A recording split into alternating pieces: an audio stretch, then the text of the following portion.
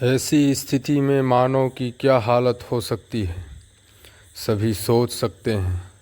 तीसरे दुष्परिणाम की स्थिति यह भी हो सकती है कि इस धरती पर जब कभी पानी के रूप में यौगिक क्रिया संपादित हुआ, तब एक जलने वाले एक जलाने वाले द्रव्य के सहज रूप में जुड़ने की स्थिति बनी ही होगी।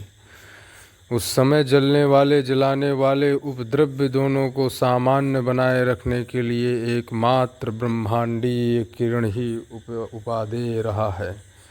ऐसे ब्रह्मांडीय किरण बनाम विकिरण और विकिरणीयता के संसार को आज का मानव पहचान चुका है। इस बात को ध्यान में रखने पर निम्न वर्णित कल्पना ध्यान में आती है। भले ही उक्त घटना घटित न हो, आज हम अपने ही अविवेक और प्रलोभनवश धरती को तापग्रस्त करते जा रहे हैं। परिणाम में धरती की सुरक्षा की संभावना नीन हो गई है। प्राणवायु की मात्राएं शनैः शनैः घटने लगी हैं। प्राणवायु विरोधी द्रव्य बढ़ने लगा है। इसी को हम प्रदूषण कह रहे हैं। ऐसी स्थिति में ब्रह्मांडीय किरण जो पानी बनने के लिए संयोजक रहा है, ऐसे प्रदूषण के संयोजनवश इसके विपरीत घटना का कारण पानी के विघटन का कारण बन सकता है। ऐसी स्थिति में मानव का क्या हाल होगा। इस भीषण दुर्घटना का धरती के छाती पर हम जितने भी विज्ञानी, ज्ञानी, अज्ञानी कहलाते हैं, प्रौद्योगिकी संसार के कर्णधार कहलाते हैं, क्या इनके पास इसका कोई उत्तर है? इस बात का उत्तर देने वाला कोई दिखता नहीं, क्योंकि जिम्मेदारी कोई स्वीकारता नहीं। यही इसका गवाही है। जिम्मेदारी स्वीकारने में परेशानी है, क्योंकि व्यक्ति प्रायश्चित के लिए उत्तरदायी हो जाता है। इसलिए इसके सुधार के लिए प्रयास ही एकमात्र कर्तव्य लगता है। इसकी औचित्यता अधिकाधिक लोगों को स्वीकार होता है। चौथी विपदा धरती के तापग्रस्त होने के आधार पर धरती के चुंबकीय प्रभाव क्षेत्र का विचलित होना भी एक संभावना है। इस धरती में उत्तर और दक्षिणी ध्रुव के बीच स्वयं स्फूर्त विधि से चुंबकीय धारा अथवा चुंबकीय प्रभाव क्षेत्र बना हुआ है। इस बात को भी स्वीकारा गया है। इसी आधार पर दिशा सूचक यंत्र तंत्र बनाकर प्रयोग कर चुके हैं। इस विधि से जो ध्रुव से ध्रुव अपने संबद्धता को बनाए रखा है, इसके आधार पर ही धरती के ठोस होने का अविरल कार्य संपादित होता रहा। इससे धरती के परत से परत ऊष्मा संग्रहण, पाचन, संतुलनीकरण संपादित होती रही। इससे धरती का स्वास्थ्य ताप के रूप में संतुलित रहने की व्यवस्था बनी रही। अभी धरती के असंतुलित होने की घोषणा तो मानव करता है, किंतु उसके दायित्व को स्वीकारता नहीं। इसलिए उपायों को खोजना बनता नहीं, फलस्वरूप निराकरण होना बनता नहीं।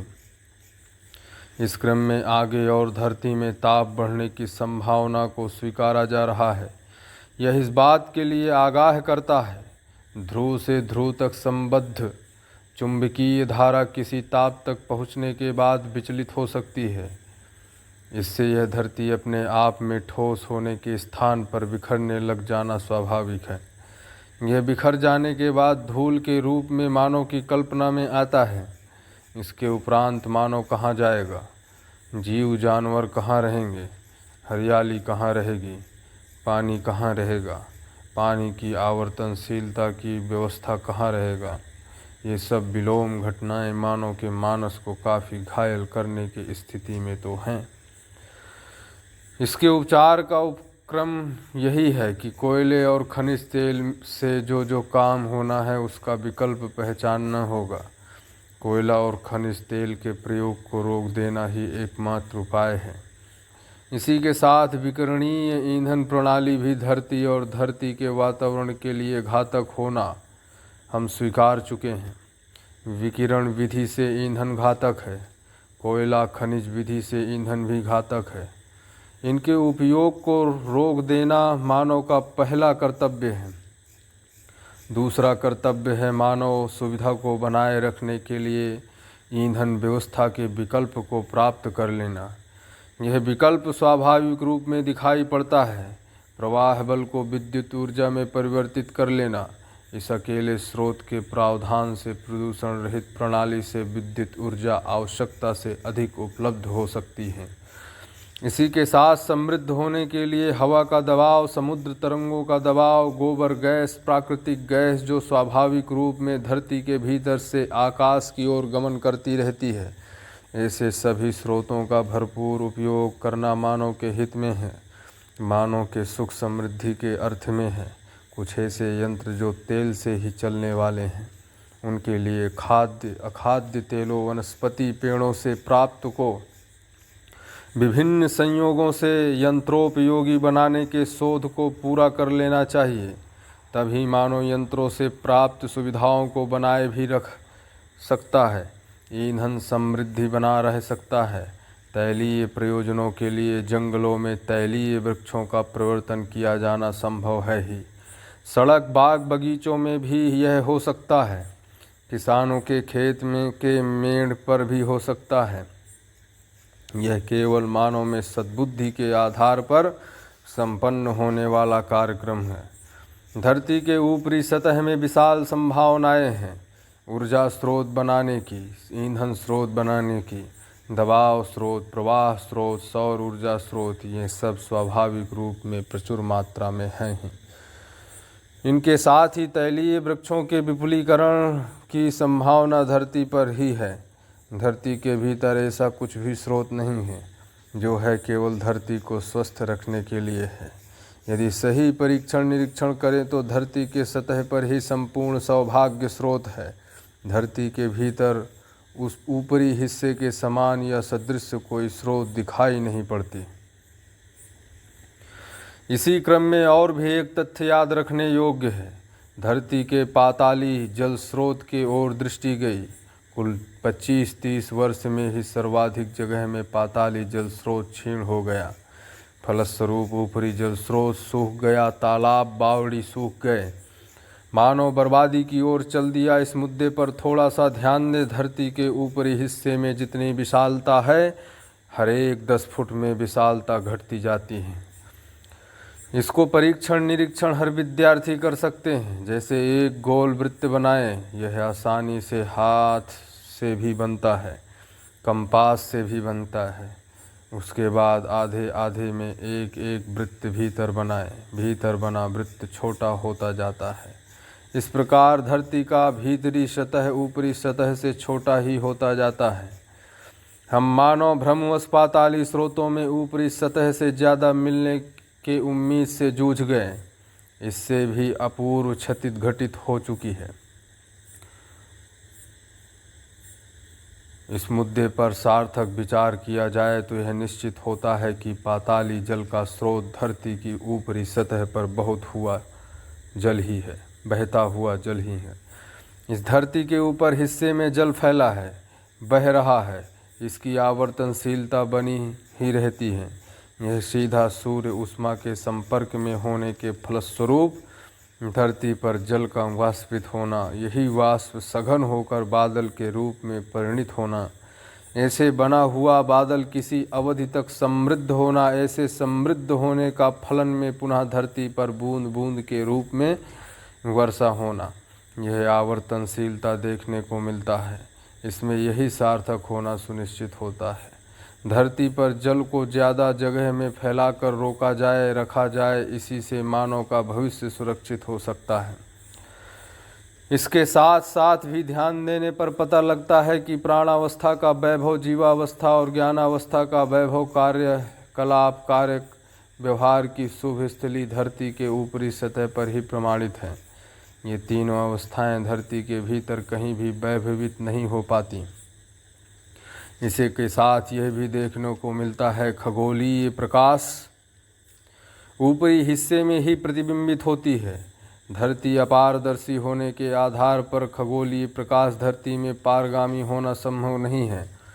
इन सभी तथ्यों पर मानव को ही ध्यान देना आवश्यक है, क्योंकि मानव ही धरती के भीतरी हिस्से में हस्तक्षेप किया है। इसका परिणाम अशुभ हो चुका है। इसका स्पष्टीकरण हो चुका है। मानव शुभ ही चाहता है, शुभ सूत्र और व्याख्या में पारंगत होने की आवश्यकता है। ऐसे शुभ सूत्र और व्याख्या अथवा सर्व शुभ सूत्र और व्याख्या के आधार पर सहअस्तित्व विधि अर्थात नियम, नियंत्रण, संतुलन, न्याय, धर्म, सत्यपूर्वक समाधान, समृद्धि, अभय सहअस्तित्व को प्रमाणित करता हुआ जीता है। सार्वभौमता शुभ का सूत्र और व्याख्या है। इस बात को हम अच्छी तरह समझ चुके हैं, पहले व्याख्या कर चुके हैं। अखंडता सूत्र है, सार्वभौमता व्याख्या है। इसका धारक वाहक मानव ही है। यही जागृति का प्रमाण है, सौभाग्य का वैभव है, यही मानव की चाहत भी है। इसलिए सभी अनुचित, अनावश्यक, अनर्थकारी प्रवृत्तियां, कार्य, व्यवहार, विन्यास मानव के द्वारा भ्रमवश घटित हो चुकी, उसे जागृति पूर्वक सुधार लेना ही मानव का सम्मान है, साथ में सौभाग्य है।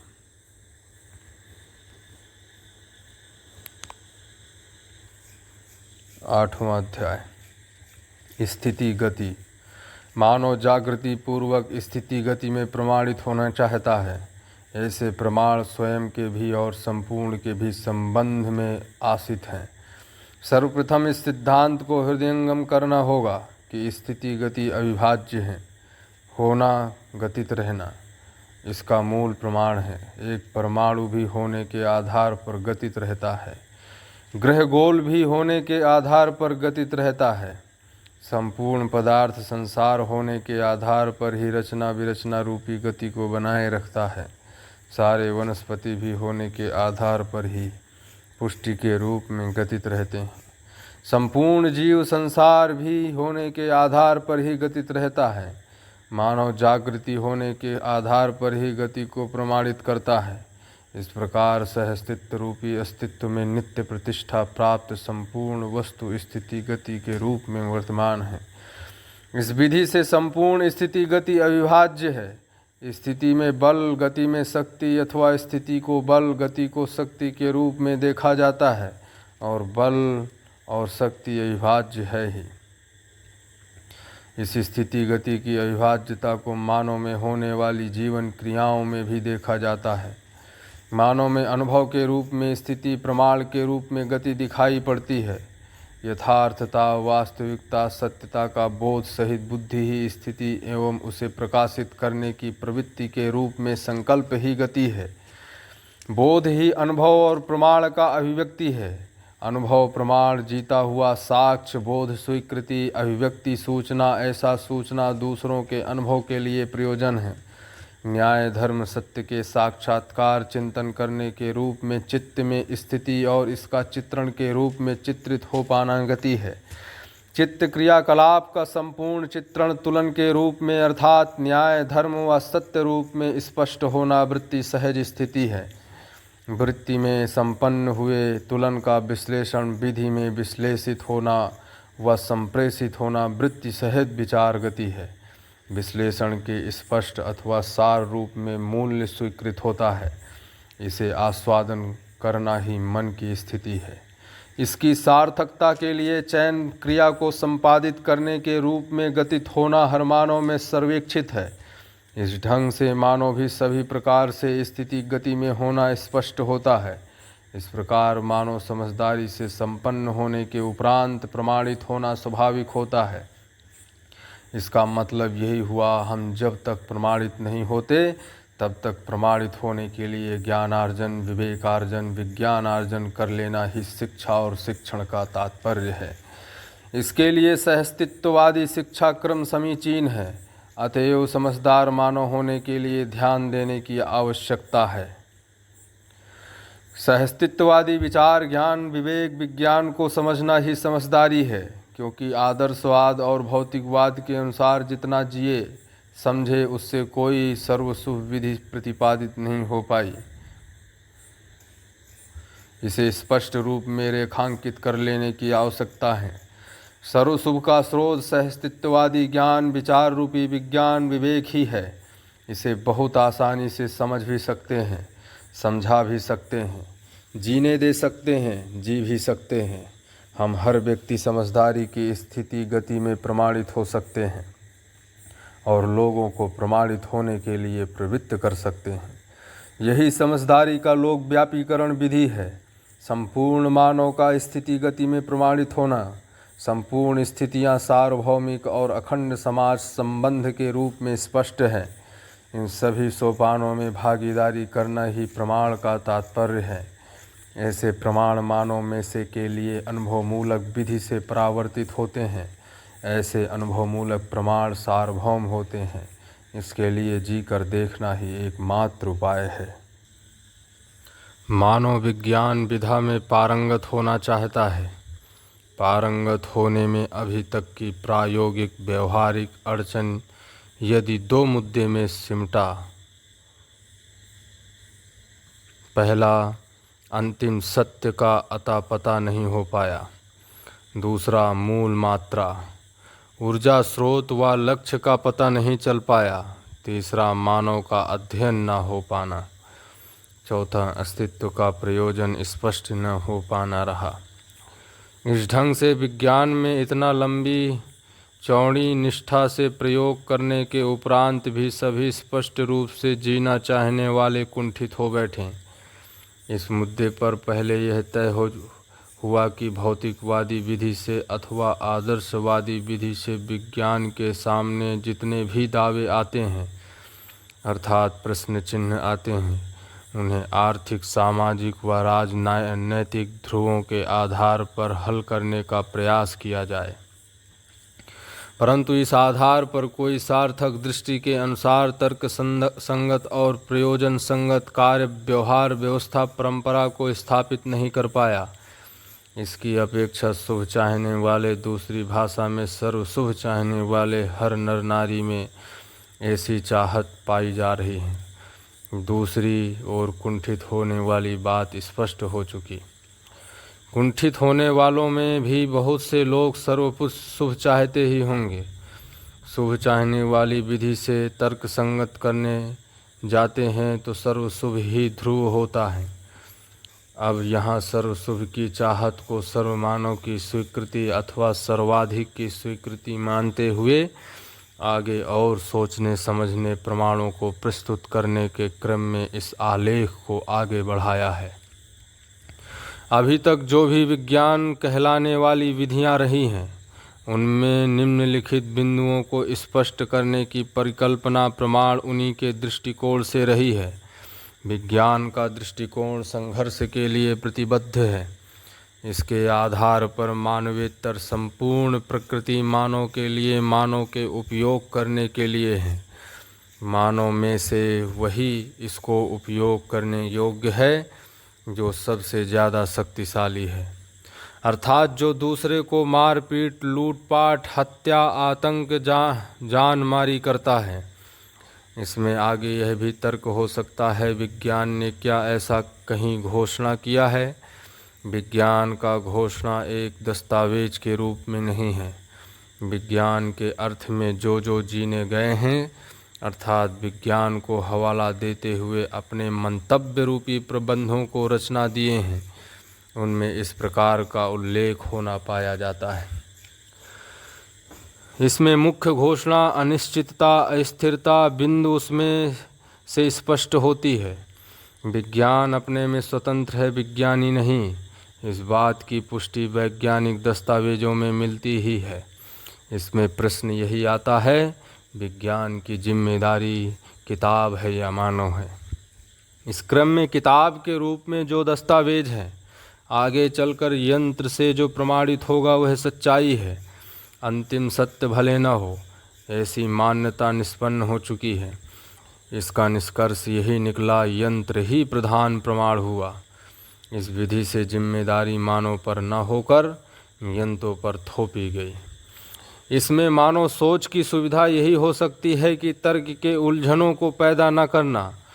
तर्क का प्रयोग मानव ही करेगा, यंत्रों के साथ कोई तर्क हो ही नहीं सकता, क्योंकि यंत्र जो करता है बार बार करता रहता है। इस प्रकार बार बार दोहराना ही विश्वास का आधार अथवा भरोसा का आधार माना गया। इस प्रकार विज्ञान गतिविधियों के अनुसार मानव जिम्मेदारियों से दूर है, जबकि यंत्रों को मानव बनाता है। निरीक्षण परीक्षण की स्थिति में हम पाते हैं कि हर मानव जिम्मेदारी का पक्षधर है। हर मानव न्याय का पक्षधर है, हर मानव व्यवस्था का पक्षधर है। इन सब के मूल में हर मानव समझदारी के पक्ष में है। इस बात का उल्लेख अवश्य है कि हम मानव परिभाषा के रूप में मनाकार को साकार करने वाले हैं और मनस्वस्थता को प्रमाणित करने में प्रचलित शिक्षा विधि से असमर्थ रहे हैं। मनस्वस्थता ही मानव की मौलिकता है। इस मौलिकता को प्रमाणित करने के क्रम में ही मानव सुखी होने के तथ्य को हम अपने में जांच कर प्रमाणित कर चुके हैं। यह सह अस्तित्व विधि से सफल है। हर विधा में हम समाधान पूर्वक जीकर ही सुखी होते हैं। समाधान पूर्वक जीने का सूत्र समझदारी पूर्वक ही सार्थक होना पाया गया। समझदारी सहअस्तित्व पूर्ण दृष्टिकोण से संपन्न होता है। इस क्रम में समझदारी का नित्य स्रोत 3 विधा में होना पहले से हम समझ चुके हैं। यह तो पहले से अभी तक प्रस्तुत किया गया अध्ययन से विदित हो चुका है कि आदर्शवादी विधि भौतिकवादी विधि से तार्किक विधियों से समझदारी प्रमाणित नहीं हो पाती। प्रस्तावित सहअस्तित्ववादी विधि से ही अनुभवमूलक विधि से हर नर नारी समझदारी, ईमानदारी, जिम्मेदारी और भागीदारी के रूप में मानवीय आचरण पूर्वक सर्वतोमुखी समाधान को प्रमाणित कर सकते हैं। स्वयं में सदा सदा सुख का अनुभव कर सकते हैं, क्योंकि सार्वभौम समाधान संपन्न होना ही समझदारी की सर्वप्रथम सीढ़ी है। हर जागृत मानव में यह विद्यमान रहता ही है। इसी कारण वह सदा सदा सुखी होने की संभावना भी समाई रहती है। इसी आधार पर प्रमाणित होने की आवश्यकता बनी रहती है। इस प्रकार हर समझदार मानव परंपरा में से के लिए जिम्मेदार होना, उपकारी होना संभावित हो गया। उपकार का तात्पर्य भी स्पष्ट है। जागृति के अर्थ में समझा हुआ को समझाना, किए हुए को कराना, सीखे हुए को सिखाना, यह सब समझदारी होना फलतः उपकार सार्थक होना होता है। इस ढंग से मानव कैसा उपकारी हो सकता है, स्पष्ट हुआ है। यह भी स्पष्ट हुआ है कि हम सब समझदार मानने वाले न समझ मानने वाले कैसे समस्याओं को निर्मित किया।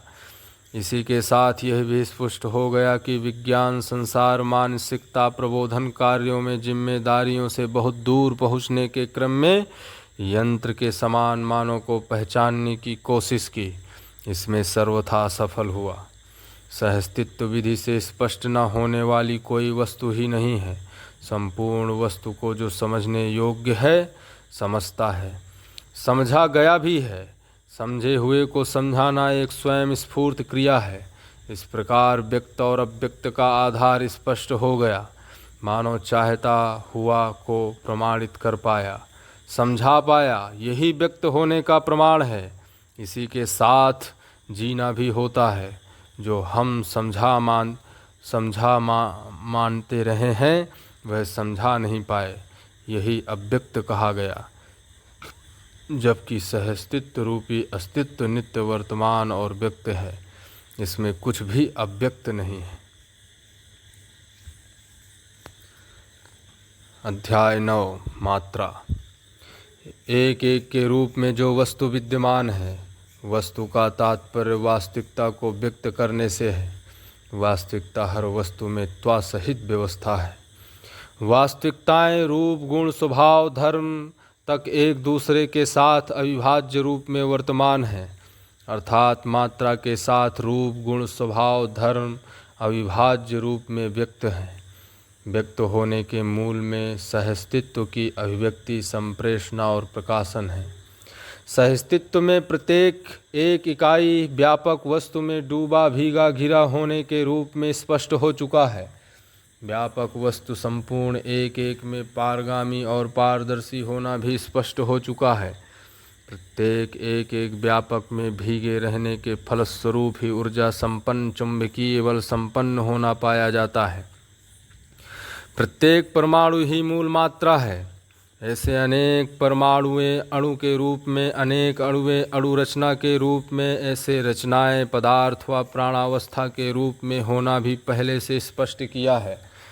हर मानव में 2 अंश, 2 से अनेक अंशों से घटित परमाणुएं अपने अपने आचरणों को स्पष्ट किए हैं।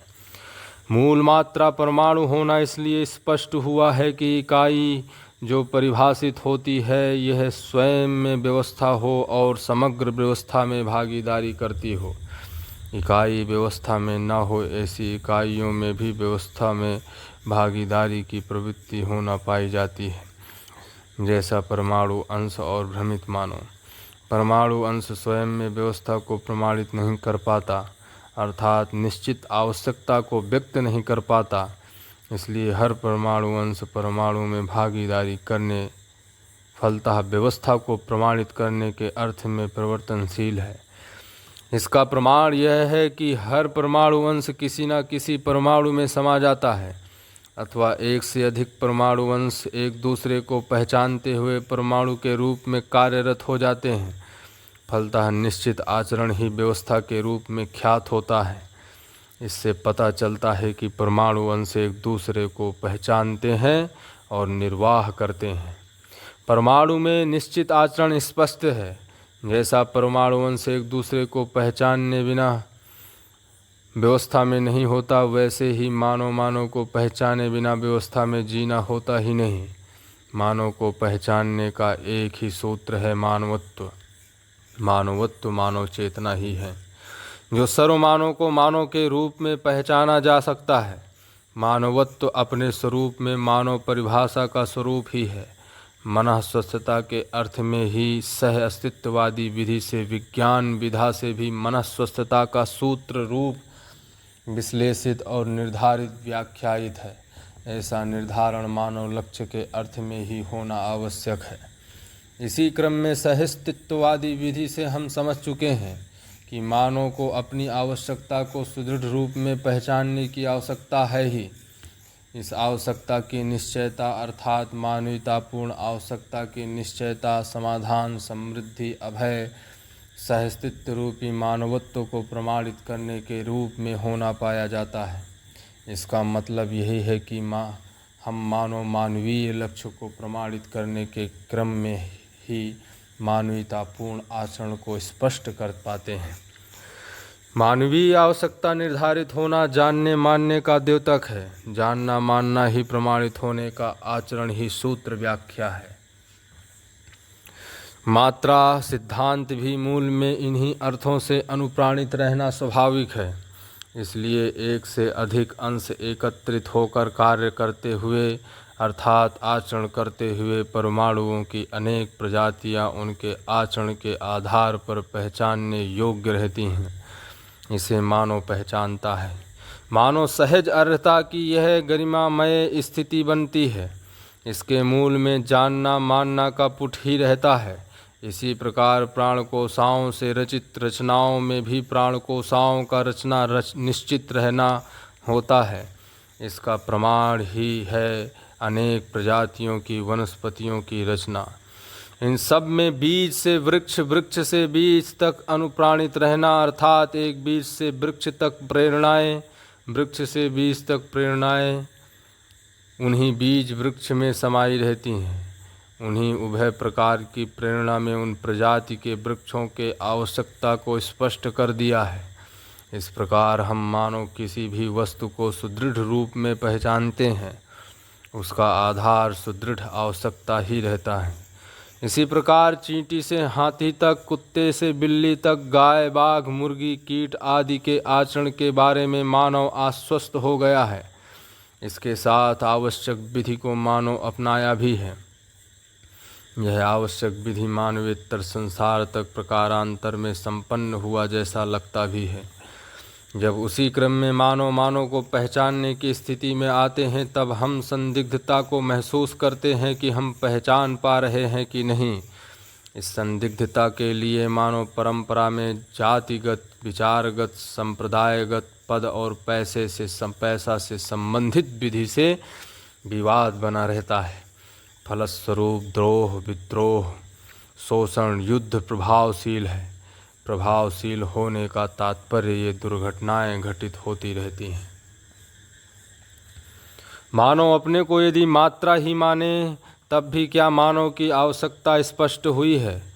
केवल मात्रा ही मानकर सोचने पर भी ऐसा लगता है हम मानव स्वयं की आवश्यकता को निर्धारित नहीं कर पाए, इसी कारण आवश्यकता अनिश्चित बनी रही और आवश्यकता के आधार पर भी हम व्यवस्था की सार्वभौमिकता को, उसके ध्रुवों को पहचान नहीं पाए।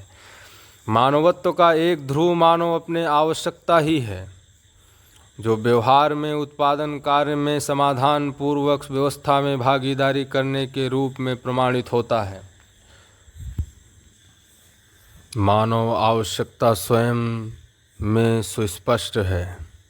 समाधान, समृद्धि, अभय, सहअस्तित्व, इसका प्रमाण मूल्य, चरित्र, नैतिकता रूपी मानवीय आचरण पूर्वक सफल होता है। इसको प्रयोग करके देखा गया। यह आदर्शवाद व भौतिकवाद विधि से प्रमाणित होता नहीं, इसलिए यही अर्थात सहअस्तित्ववादी विधि से मानव लक्ष्य और आचरण अध्ययन सुलभ है। इसे सार्वभौम रूप से अथवा सर्व मानव में सफल करना ही अथवा होना ही जागृत मानव परंपरा का वैभव है।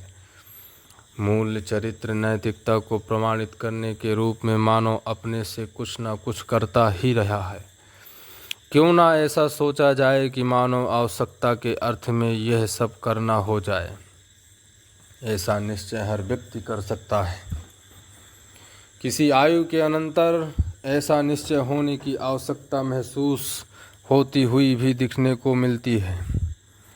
सर्वाधिक मानव 12 से 14 वर्ष के आयु से 20 वर्ष के बीच सर्वाधिक रूप में, सर्वाधिक मानसिकता के रूप में समाज में न्याय, सबके अनुकूल व्यवस्था, सबको सुख मिलने की अपेक्षा ये बनाए रहता है।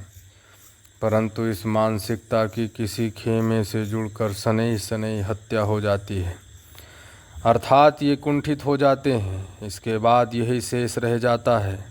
जिस संप्रदाय वर्ग मानसिकता से प्रतिबद्ध रहते हैं अथवा माने रहते हैं, उसी को हम सही मान लेते हैं, उचित मान लेते हैं। फलस्वरूप परस्परता में द्रोह, विद्रोह वाली, शोषण, युद्ध वाली बातों में तुल जाते हैं। सर्वमानव किसी आयु में सर्वाधिक लोगों के लिए अर्थात सर्वमानव में शुभ चाहते रहें, इसके पुष्टि में सहअस्तित्व रूपी अध्ययन में इसकी संभावना सुलभ हुई है। अभी एक ही मानव किसी आयु तक सबका अथवा ज़्यादा लोगों का सुख चाहता है। कुछ अधिक आयु के अनंतर अपने परिवार, स्वयं की सुविधा संग्रह पर तुल जाने के रूप में देखने को मिलता है। इसमें संतुलन स्थापित करने के लिए मध्यस्थ दर्शन सहअस्तित्ववाद के अनुसार चेतना विकास, मूल्य शिक्षा सुलभ अर्थात सहअस्तित्ववादी शिक्षा का लोकव्यापीकरण करने की आवश्यकता है। चारों अवस्था में संतुलित बिंदु में लाने के लिए सहअस्तित्ववादी विधि को अपनाना ही होगा। सभी वस्तुएं अपने सूक्ष्म रूप में परमाणु के रूप में मूल मात्रा है, रचना के रूप में बड़े छोटे इकाइयों के रूप में हमें उपलब्ध है, खनिज के रूप में उपलब्ध है। इन उपलब्धि के साथ हमारे भविष्य की डोरी बंधी रहती है। आज हमने जो कुछ भी आचरण किया, कार्य व्यवहार किया, अवस्था में आचरण किया, इसका फल परिणाम आज ना हो, वर्षों में भी हो, हमें भोगना ही पड़ेगा। इस प्रयत्न से यह भी समझ में आता है कि वर्तमान में हमें सदा सदा के लिए समझदार होना ही है। समझदार रहने के लिए आवश्यक है कि समझदारी परंपरा को बनाए रखने के लिए प्रयत्नशील भी रहना है। यही मानव की स्थिति गति का मतलब है। हर मात्रा में स्थिति गति एक स्वाभाविक क्रिया है। स्थिति गति के संयुक्त रूप में ही हर क्रिया को पहचाना जाता है। वस्तु के आचरण को पहचाना जाता है। गति में आचरण, स्थिति में फलन बना रहता है। यही यथा स्थिति का स्वरूप है। इसी में यथा स्थिति का सूत्र व्याख्या समाया रहता है। जैसे लोहे में कठोरता भौतिक आवश्यकता है, उसकी स्थिति गति में ही इसका प्रमाण हो पाता है। लोहा का उपयोग करना उसका गतिशीलता का तात्पर्य हुआ। जैसा मानव अपने शक्ति को, बल को प्रभावित कर लोहे का परीक्षण करता है, तभी लोहे के प्रति विश्वास हो पाता है। इसमें मानव काफ़ी सफल हो चुका है। बहुत सारी वस्तुओं के साथ परीक्षण निरीक्षण किया जा चुका है, निश्चय को पाया गया है। इस निश्चयता के आधार पर अनेक प्रौद्योगिकी कार्यशील रहना देखा जा रहा है। इन्हीं में किसी प्रौद्योगिकी में भागीदारी करने की इच्छा से ही तकनीकी शिक्षा को हम आचरण करते हैं। इसमें सार्थकता भी दिखाई पड़ती है। इसका प्रमाण अनेक लोग प्रौद्योगिकी में भागीदारी करते हैं। प्रौद्योगिकी विधा में अनेक लोग सफल होते हुए भी मनः स्वस्थता में प्रमाणित होना अभी तक बना नहीं। मनः स्वस्थता के विधा में प्रमाणित होने के लिए मानव को पहचानना प्रधान हो जाता है। मानव को पहचाने बिना मनः स्वस्थता का प्रमाण होता नहीं है। मानव का पहचानना समाधान समृद्धि पूर्वक जीता हुआ न्याय को प्रमाणित करने से ही होता है। न्याय अपने में संबंध मूल्य मूल्यांकन उभय तृप्ति के रूप में स्पष्ट होना पाया जाता है। स्वयं मानवीयतापूर्ण आचरण किए बिना दूसरे मानव में मानवीय आचरण को पहचानना बना ही नहीं। इसका प्रयोग इस प्रकार से किया जा सकता है। एक व्यक्ति जो मानवीय आचरण करता है और दूसरा भी करता है, इनकी परस्परता में कार्य व्यवहार को आकलित किया जाए और प्रयोग अनुसंधान को भी आकलित किया जाए तो मानवीय आचरण का मूल्यांकन परस्परता में हो पाता है। मूल्यांकन परस्परता में ही होगा स्पष्ट हो जाता है। इसी क्रम में आगे एक व्यक्ति मानवीय आचरण करता है, दूसरा करता नहीं। उस स्थिति में करने वाले को स्वयं में विश्वास रहता है, न करने वाले को स्वयं में विश्वास रहता नहीं। तीसरी स्थिति में यही है, दोनों मानवीय आचरण करते नहीं हैं, तब विष्णु के संवाद में विष्णु में सहमत होने की बात आती है। आपराधिक कार्य आपराधिक विचारों में कुछ कुछ सहमत होने और असहमत होने वाली स्थिति आती है। इस प्रकार जांचने से कोई निष्कर्ष निकलता नहीं। उक्त घटनाओं से हमें यह पता लगता है कि हर जागृत मानव अपने में व्यवस्था रूपी आचरण पूर्वक ही अपनी पहचान बनाए रखता है। यही यथास्थिति का निश्चयन है। यथास्थितियों का निश्चयन विधि से हम यह अध्ययन कर चुके हैं। पदार्थावस्था का निश्चयन, प्राणावस्था, जीवावस्था का निश्चयन विधियाँ विश्वास योग्य हो चुकी हैं। मानव अभी तक इन तीनों अवस्थाओं में विश्वास किया है, उसी के आधार पर अपने ढंग से सफलता भी पाया है। अपने ढंग का मतलब संग्रह सुविधा के अर्थ में सफलता को प्राप्त कर चुका है, भले ही सबको संग्रह सुविधा न मिला हो। इस प्रकार हम मानव अपने आवश्यकता को सुदृढ़ रूप में परिपक्वता विधि से प्रमाणित करने के क्रम में ही अखंड समाज तक पहुँचने की संभावना है। अखंड समाज सूत्र सार्थक होने के उपरांत ही सार्वभौम व्यवस्था व्याख्यायित होता है। यही विज्ञान और विवेक का सार्थक कारगर स्वरूप होगी। इस क्रम में हमारे ध्यान देने का मुद्दा मानवत्व, मानवीयतापूर्ण आचरण, अखंड समाज, सार्वभौम व्यवस्था, सूत्र व्याख्या का अध्ययन है। इन अध्ययन कार्यों में एक प्रधान मुद्दा यह है, हर मानव का क्या प्रयोजन है। हर मानव का प्रयोजन यही है, आचरण में सुदृढ़ता। इसके अनंतर प्रयोजन है व्यवस्था में प्रमाण आचरण का। इसके बाद प्रयोजन की अंतिम ऊंचाई है सार्वभौम व्यवस्था में भागीदारी। अभी मानव सबको पहचानते हुए मानव को पहचानने की विधा में सर्वाधिक पिछड़ा हुआ है। इसकी भरपाई ज्ञान, विज्ञान, विवेक पूर्ण कार्य व्यवहार से कर सकते हैं। इसका मतलब यह हुआ कि तीनों अवस्था की इकाइयों में अपने त्वा सहित व्यवस्था एवं समग्र व्यवस्था में भागीदारी प्रमाणित हो चुकी है। इसी के फलन में मानव मनाकार को साकार करने में सफल हुआ। लोहा अपने व्यवस्था में अचूक रहना, मिट्टी, पत्थर, मणि, धातु सब अपने अपने आचरण में अचूक रहते ही हैं। इसी आधार पर मानव इनके साथ अपने सामाजिक महत्वाकांक्षाओं संबंधी प्रौद्योगिकी व्यवस्था को अथवा उत्पादन को समृद्ध बना पाया। यदि ये सब मानव जैसा परस्पर झगड़ालू, मतभेद, विरोध, विद्रोह करने लगते तब क्या होता। यदि इसी प्रकार अन्य प्रकृति भी अपने आचरण में स्थिरता निश्चयता नहीं रखती तो क्या होता? किसी भी मानव का मनाकार को साकार करने की संभावना नहीं रहती। क्रमागत विधि से तीनों अवस्थाएं अपनी अपनी यथास्थिति के अनुसार निश्चित आचरण के रूप में प्रकट रहना मानव के लिए सार्थक रूप बनी, परंतु मानव अन्य प्रकृति के साथ जीकर सार्थक होने के लिए मनस्वस्थता को प्रमाणित कर ही नहीं पाया।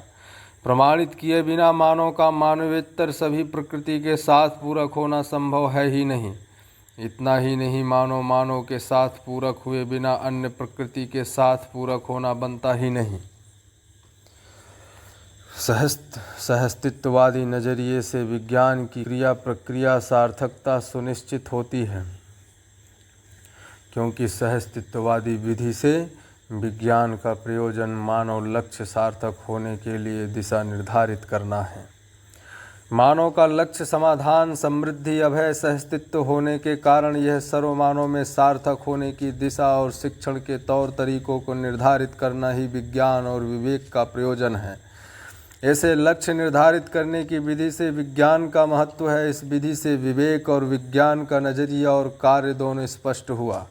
यह इस आशय को भी स्पष्ट करता है कि मानव का आचरण निश्चित होने के पक्ष में विज्ञान विवेक के अर्थ में सार्थक हो जाए, विवेक और विज्ञान ज्ञान के अर्थ में सार्थक हो जाएं, ज्ञान विज्ञान और विवेक सहस्तित्व के अर्थ में सार्थक हो जाएं, ज्ञान सहस्तित्व के अर्थ में हो जाए।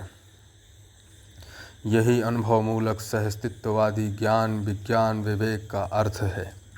मात्रा मूल स्वरूप में एक व्यवस्था और व्यवस्था में भागीदारी करता हुआ इकाई के रूप में पहचाना जाता है। ऐसा यह एक से अधिक अंशों के गठन के रूप में आरंभ होता है, जिसका आकार परिणाम निश्चित होता है। आकार परिणाम के निश्चितता के पक्ष में बहुत सारा उदाहरण प्रस्तुत हो चुका है। अब यहाँ रूप गुण स्वभाव धर्म के प्रति स्पष्ट होना आवश्यक है। हर रूप आकार आयतन घन के रूप में स्पष्ट है। आकार का मतलब जैसा बना हुआ रहता है, साथ में जितने जगह में फैला रहता है। कार्य करता है अर्थात स्थित रहता है, स्थिति रहता है। जैसा एक परंपरा के बारे में सोचा जाए कितने जगह में क्रियाशील रहता है, वैसे ही आगे अनेक गुण से बनी रचनाएं चाहे बहुत बड़ी हों छोटी हों, इसका रूप जिस आकार में बने रहते हैं, जितना जगह घेरे रहते हैं, इसके आधार पर रूप का पहचान होता है। इसमें से आकार क्या है, आकार कैसे है का पक्ष बनावट से है। आयतन का अर्थ घिराव फैलाव से है। घेरने का तात्पर्य व्यापक वस्तु में सभी ओर से सीमित रहने से है। दूसरी विधि से लंबाई चौड़ाई ऊंचाई से भी है। इन विधियों से हम आकार को पहचान पाते हैं। ऐसे प्रत्येक आकार अथवा इकाई सभी ओर प्रतिबिंबित रहता है। इकाई के सभी ओर स्थित इकाइयों पर आश्रित इकाई पर प्रतिबिंब रहता ही है। इस प्रकार से एक दूसरे के पहचान की विधि बनी रहती है। पहचान विधि को बनाने की जरूरत नहीं। इस विधि से हर वस्तु पर प्रतिबिंबित रहता ही है। हर वस्तु प्रकाशमान है। उक्त विधि से सोचने पर यह प्रश्न निर्मित होता है, क्या एक दूसरे को पहचानने के लिए प्रकाश की जरूरत नहीं है? जैसा सूर्य प्रकाश धरती पर उपलब्ध है, इसका उत्तर यही है। हम अभी मानव जो कुछ भी प्रकाश पहचानते हैं, आँखों से प्रकाश को पहचानने के आधार पर ही है, जबकि सभी वस्तु प्रकाशमान है ही। इसका कारण यही है, हर परमाणु में श्रम गति परिणाम रूपी क्रिया बना ही रहता है। गति के फलन में शब्द ऊष्मा विद्युत तरंग प्रकट हुआ रहता है। क्रिया के मूल में ऊर्जा संपन्नता और चुंबकीय बल संपन्नता स्वयं सिद्ध रहता ही है।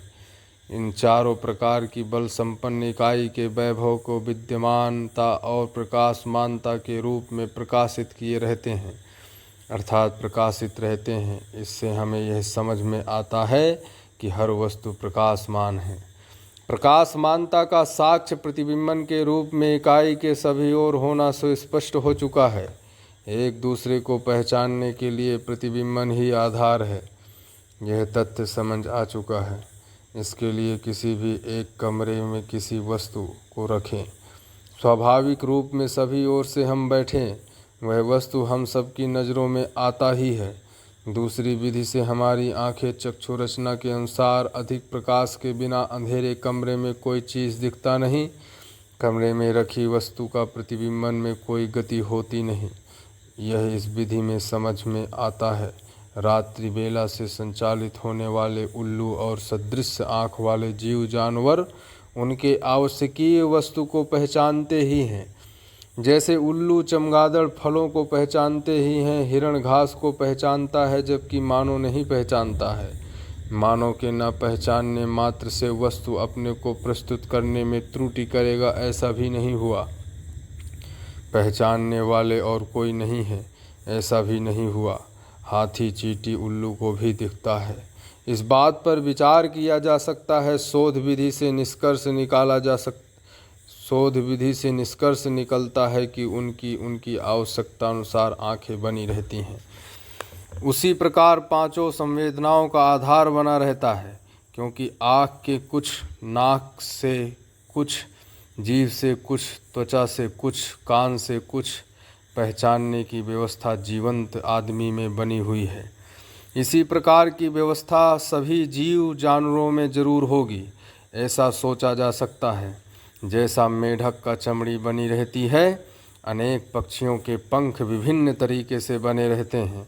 गाय का चमड़े और तरह के बने रहते हैं।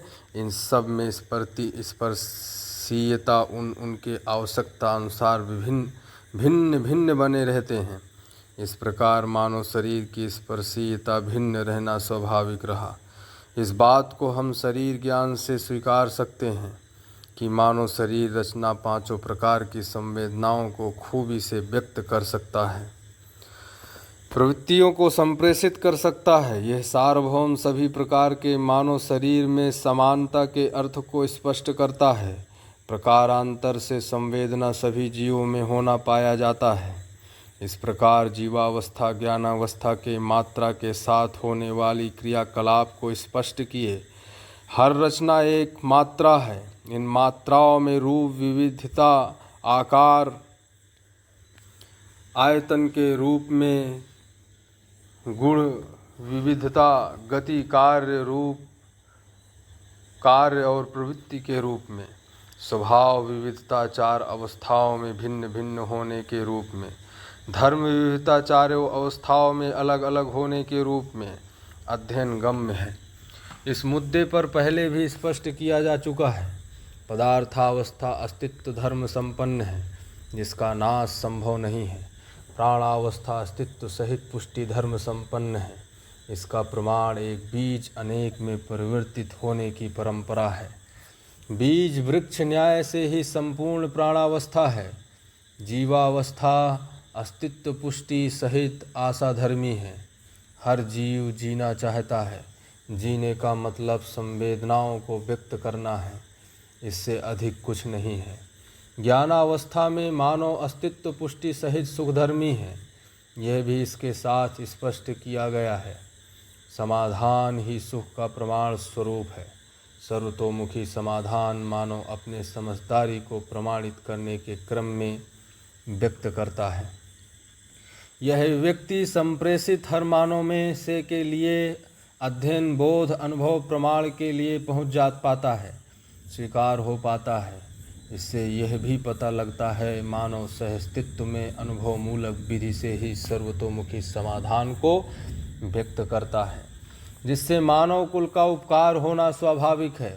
मानव कुल के उपकार का तात्पर्य मानव जागृति परंपरा में, मानव सार्वभौम व्यवस्था में, मानव अखंड समाज में, मानव कम से कम परिवार व्यवस्था में होने से है।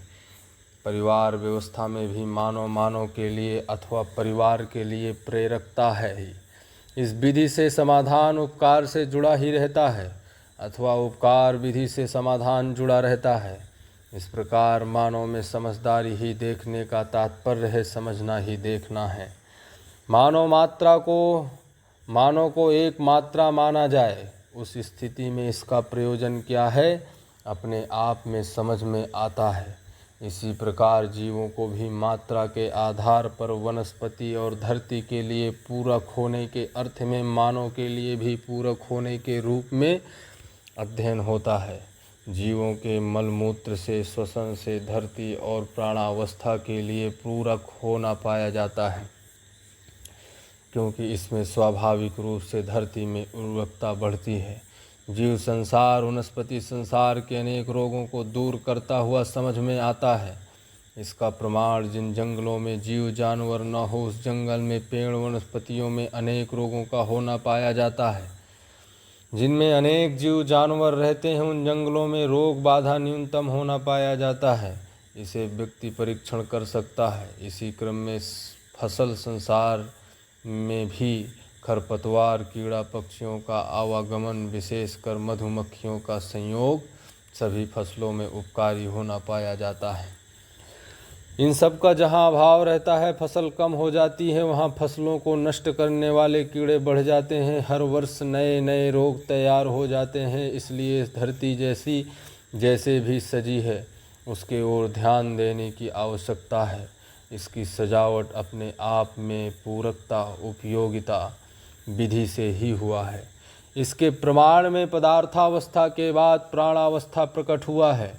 प्राणावस्था में जितने भी प्रजातियां समाहित हैं, वे सब पदार्थावस्था के लिए पूरक उपयोगी होना पाया जाता है।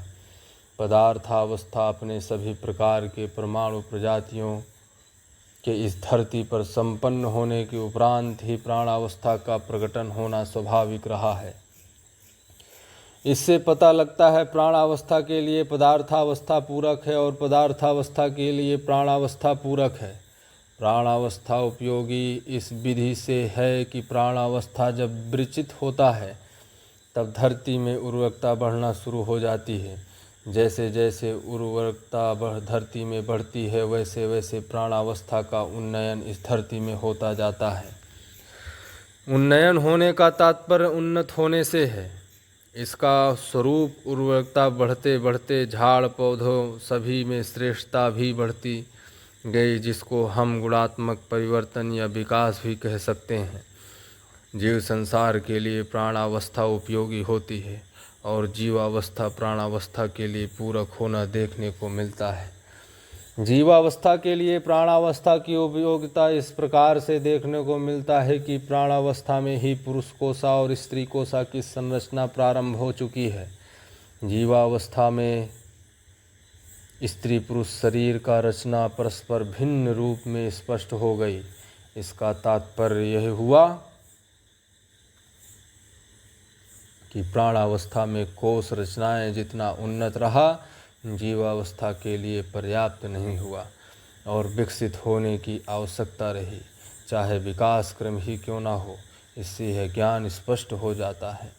जीवों के शरीर रचना क्रम में स्त्री पुरुष शरीर रचना का सुस्पष्ट रूप प्रकट हो गई। जीवों के लिए आहार प्राणावस्था से संपन्न होता आया है। इस ढंग से पूरकता और उपयोगिता सुस्पष्ट है। इस प्रकार पदार्थावस्था प्राणावस्था जीवावस्था परस्पर पूर्वक उपयोगी सिद्ध हुआ। सर्वप्रथम प्राणावस्था का उपयोग किसी न किसी जीव परंपरा के शरीर रचना पर प्राण कोशाओं की तृप्ति की उपरांत ही अग्रिम रचना की विधि को प्राण कोशाओं में उत्सव के रूप में उभरना स्वाभाविक रहा। इसी आधार पर किसी किसी जीव शरीर से सप्त धातुओं का समावेश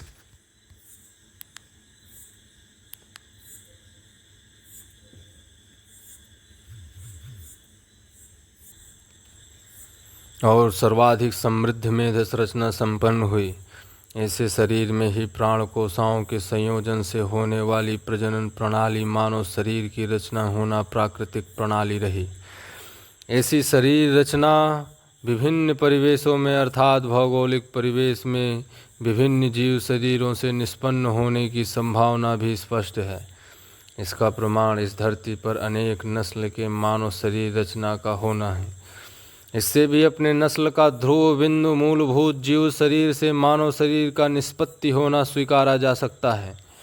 हर नस्ल के साथ किसी न किसी रंग का होना स्वाभाविक है ही। इस प्रकार से हम मानव वंश के शुरुआत के संबंध में अनुमान कर सकते हैं। हजारों करोड़ों पीढ़ियों बीती हुई इस परंपरा में मूल संबंधों को जीवों के साथ प्राकलित कर सांत्वना पाना, इसलिए कि विकास क्रम की कड़ी के रूप में पहचान पाना एक आवश्यकता तो रहा। इस क्रम में हर भौगोलिक परिस्थितियों में मानव विभिन्न प्रकार की नस्ल रंग के साथ अवतरित होने के उपरांत अपने परंपरा को सुरक्षित करने के प्रवर्तन में सफलता प्राप्त किए हैं। क्योंकि इस धरती पर मानव की संख्या काफ़ी बढ़ चुकी है, अन्य जीव परंपरा भी अपने रंग रूप में सुरक्षित होना दृष्टव्य है।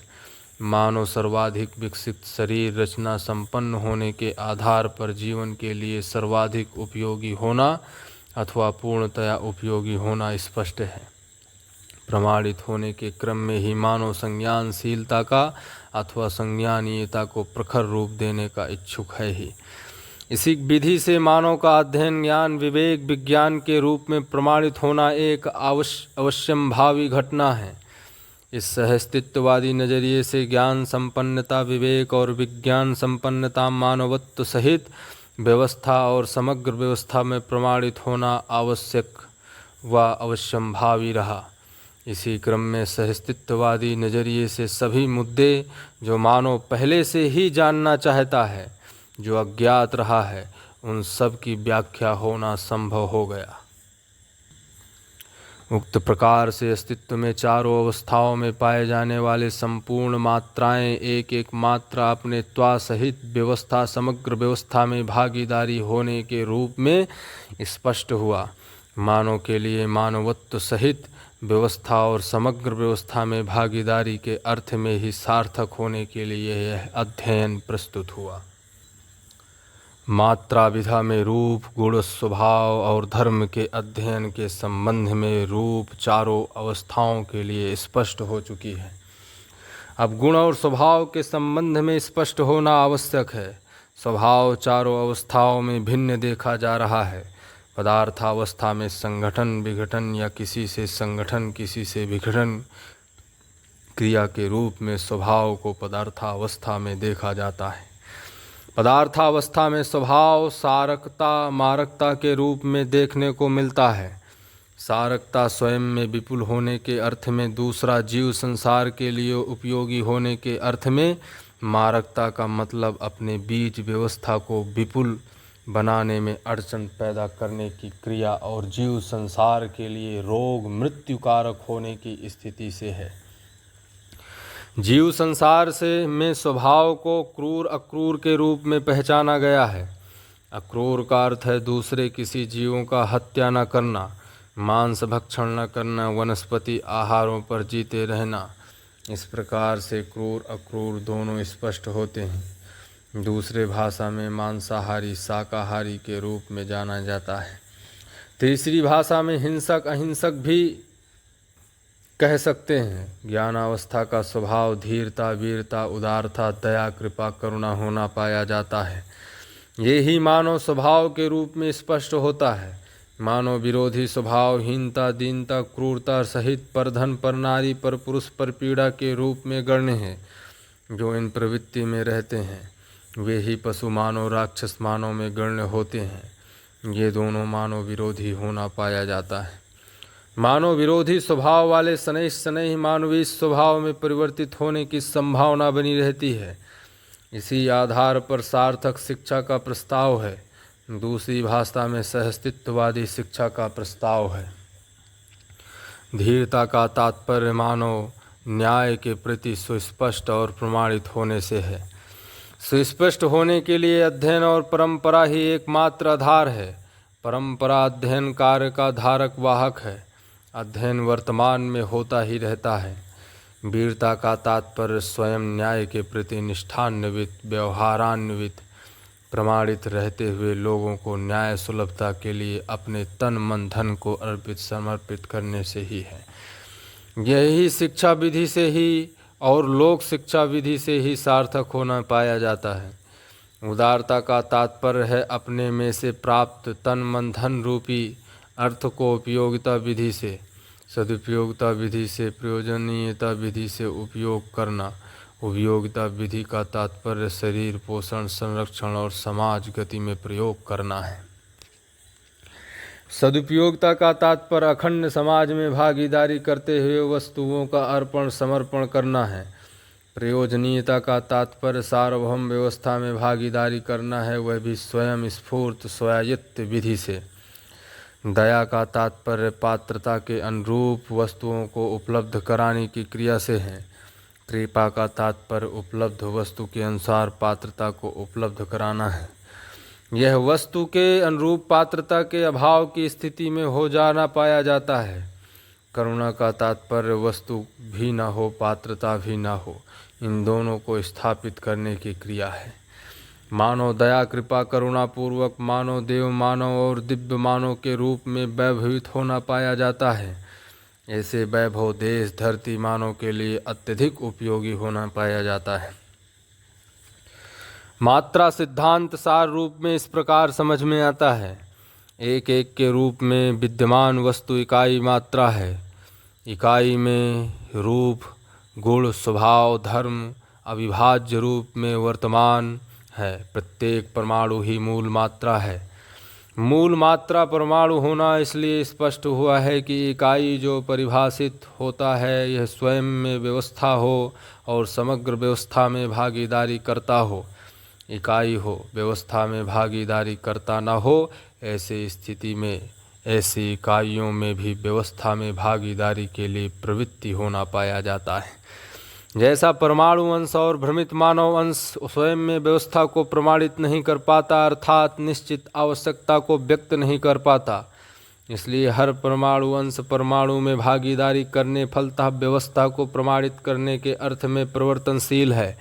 निश्चित आचरण ही व्यवस्था के रूप में ख्यात होता है। इससे पता चलता है कि परमाणु अंश एक दूसरे को पहचानते हैं और निर्वाह करते हैं। मानव को पहचानना अभी आवश्यकता है। मानव को पहचानने का एक ही सूत्र है, मानवत्व मानव लक्ष्य के अर्थ में ही होना आवश्यक है। मानव लक्ष्य समाधान, समृद्धि, अभय, सहअस्तित्व है।